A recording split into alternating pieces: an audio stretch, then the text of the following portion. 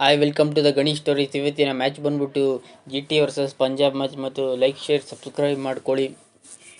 ನನ್ನ ಪ್ರಕಾರ ಈ ಮ್ಯಾಚ್ನ ಯಾರು ಗೆಲ್ತಾರೆ ಅಂದರೆ ಜಿ ಟಿ ಅವರು ಗೆಲ್ಬೋದು ಅಂತಾರೆ. ಯಾಕೆಂದರೆ ಇಲ್ಲಿ ಹೋಮ್ ಗ್ರೌಂಡು ಮತ್ತು ಇಲ್ಲಿ ಹೋಮ್ ಅಡ್ವಾಂಟೇಜ್ ಇರುತ್ತೆ. ನನ್ನ ಪ್ರಕಾರ ಜಿ ಟಿ ಅವರು ಕ್ಯಾಪ್ಟನ್ ಆಗಿ ಶುಭ್ಮನ್ ಗಿಲ್ ಇರ್ತಾರೆ. ಒಟ್ಟಿನಲ್ಲಿ ಇಲ್ಲಿ ಸಿಕ್ಕಾಪಟ್ಟೆ ಹೋಮ್ ಗ್ರೌಂಡ್ ಅಡ್ವಾಂಟೇಜ್ ನನ್ನ ಪ್ರಕಾರ ತಗೋತಾರೆ ಅನ್ಬೋದು ಜಿ ಟಿ ಅವರು. ಯಾಕೆಂದರೆ ಪಂಜಾಬ್ ಅವರು ಒಂದೇ ಮ್ಯಾಚ್ ಗೆದ್ದಿರೋದು, 2 ಮ್ಯಾಚ್ನ ಸೋತವ್ರೆ ಅನ್ಬೋದು ನನ್ನ ಪ್ರಕಾರ.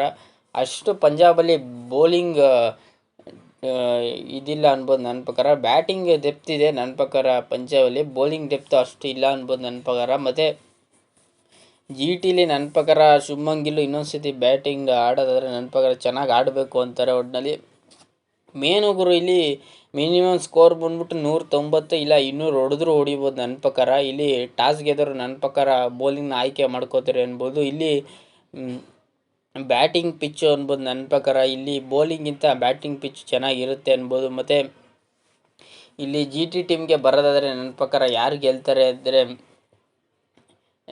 ಶುಭ್ಮನ್ ಗಿಲ್ ಇರ್ತಾರೆ, ಮತ್ತು ವೃದ್ಧಿಮಾನ್ ಸಹ, ಮತ್ತು ಡೇವಿಡ್ ಮಿಲ್ಲರ್, ಮತ್ತು ಇಂಪ್ಯಾಕ್ಟ್ ಪ್ಲೇಯರ್ ಆಗಿ ಇವರು ಯಾರನ್ನಾರು ಕರೆಸ್ಬೋದು. ಮತ್ತು ಉಮೇಶ್ ಯಾದವ್, ಮತ್ತು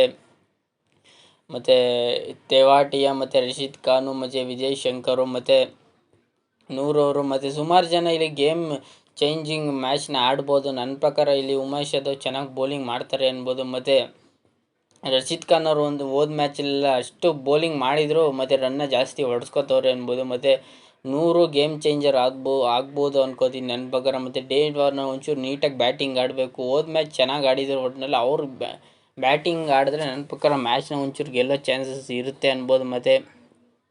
ಮತ್ತು ತೆವಾಟಿಯಾನು ಬ್ಯಾಟಿಂಗ್ ಆಡ್ತಾರೆ, ಮತ್ತು ವಿಜಯ್ ಶಂಕರ್ ಆಡ್ತಾರೆ. ಮೇನ್ ಗುರು ಇಲ್ಲಿ ಶುಭ್ಮನ್ ಗಿಲ್ ಆಡಬೇಕು ನನ್ನ ಪ್ರಕಾರ. ಮತ್ತು ಶುಭ್ಮನ್ ಗಿಲ್, ವೃದ್ಧಿಮಾನ್ ಸಹ ಮೇನು. ಇಲ್ಲಿ ಇವರಿಬ್ಬರು ನೀಟಾಗಿ ಆಡಿದ್ರೆ ಕೆಳಗಡೆ ಅವರೆಲ್ಲ ನೀಟಾಗಿ ಆಡ್ಕೊಬರ್ತಾರೆ. ಇವರಿಬ್ಬರೇ ಮೇನ್ ಔಟ್ ಆಗಿಬಿಟ್ರೆ ಇಲ್ಲಿ ಜಿ ಟಿ ಅವರು ಗೆಲ್ಲೋದು ಕಷ್ಟ ಆಗ್ತಾರೆ ಅನ್ಬೋದು ನನ್ನ ಪ್ರಕಾರ. ಮತ್ತು ಪಂಜಾಬ್ ಟೀಮಲ್ಲಿ ಬಂದರೆ ಇಲ್ಲಿ ಶಿಖರ್ ಧವನ್ ಕ್ಯಾಪ್ಟನ್ ಆಗಿರ್ತಾರೆ, ಜಾಸ್ ಬಟ್ಲರ್, ಸ್ಯಾಮ್ ಕರ್ನ್, ಮತ್ತು ರೋಮ್ನೋಡು, ಮತ್ತು ರಬಾಡ ಅವರು ನನ್ನ ಪ್ರಕಾರ ಬೌಲಿಂಗ್ ಚೆನ್ನಾಗಿ ಮಾಡ್ತಾರೆ ಅಂತಾರೆ ನನ್ನ ಪ್ರಕಾರ. ಒಟ್ಟಿನಲ್ಲಿ ಇಲ್ಲಿ ಮೇನ್ ಗುರು ಅಕ್ಷಯ್ ಪಟೇಲೇ ಎಕ್ಸ್ಪೀರಿಯನ್ಸ್ ಆಗ್ತಿರೋದು ಅನ್ಬೋದು. ಎಲ್ಲ ಮ್ಯಾಚಲ್ಲೂ ಒಂದು ಮಿನಿಮಮ್ 30-40 ರನ್ನ ಜಾಸ್ತಿ ಹೊಡೆಸ್ಕೊತಿದ್ದಾರೆ ಅನ್ಬೋದು. ಮತ್ತು ಇವರು ಒಟ್ಟಿನಲ್ಲಿ ಸಿಕ್ಕಾಪಟ್ಟೆ ರನ್ನ ಹೊಡೆಸ್ಕೋತಾರೆ ಅನ್ಬೋದು ನನ್ನ ಪ್ರಕಾರ ಅಕ್ಷಯ್ ಪಟೇಲ್.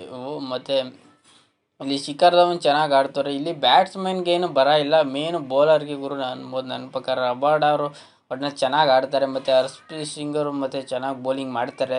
ಇಲ್ಲಿ ಒಂಚೂರು ಬೌಲಿಂಗ್ ಅಟ್ಯಾಕ್ ಒಂಚೂರು ಕಡಿಮೆ ಇದೆ ಅನ್ಬೋದು, ಬ್ಯಾಟಿಂಗ್ ಏನು ಬರ ಇಲ್ಲ ಅನ್ಬೋದು ನನ್ನ ಪ್ರಕಾರ. ಮತ್ತು ಇವರು ಟೋಟಲ್ ಆಗಿ ಆಡಿರೋದಂದರೆ ಒಂದು 3 ಮ್ಯಾಚ್ ಆಡಿರ್ಬೋದು ನನ್ನ ಪ್ರಕಾರ. ಇಲ್ಲಿ ಜಿ ಟಿ ಅವರೇ ಯಾವಾಗಲೂ ಗೆದ್ದಿರೋದು ಅನ್ಬೋದು. 2 ಮ್ಯಾಚ್ನ ಜಿ ಟಿ ಗೆದ್ದಿದ್ರೆ 1 ಮ್ಯಾಚು ಪಂಜಾಬ್ ಅವರು ಗೆದ್ದಿದ್ದಾರೆ ಅನ್ಬೋದು. ಒಟ್ಟಿನಲ್ಲಿ ಮೇನ್ ಗುರು ಇಲ್ಲಿ ನನ್ನ ಪ್ರಕಾರ ಈ ಮ್ಯಾಚು ನನ್ನ ಪ್ರಕಾರ ಜಿ ಟಿ ಅವರು ಒಂದು ಸೈಡ್ ಮಾಡ್ತಾರೆ ಅನ್ಬೋದು. ಪಂಜಾಬ್ ಅವರು ಒಂದೇ ಮ್ಯಾಚ್ ಗೆದ್ದಿರೋದು. ಒಟ್ಟಿನಲ್ಲಿ ಈ ವಿಡಿಯೋ ನಿಮ್ಗೇನಾದ್ರು ಇಷ್ಟ ಆಗಿರೋ ಲೈಕ್ ಶೇರ್ ಸಬ್ಸ್ಕ್ರೈಬ್ ಮಾಡ್ಕೊಳ್ಳಿ. ಒಟ್ಟಿನಲ್ಲಿ ಮೇನ್ ಸಬ್ಸ್ಕ್ರೈಬ್ ಮಾಡ್ಕೊಳ್ಳಿ ಗುರು, ಸಬ್ಸ್ಕ್ರೈಬ್ ಮಾಡದೆ ನೋಡ್ತಿದ್ದೀರಾ.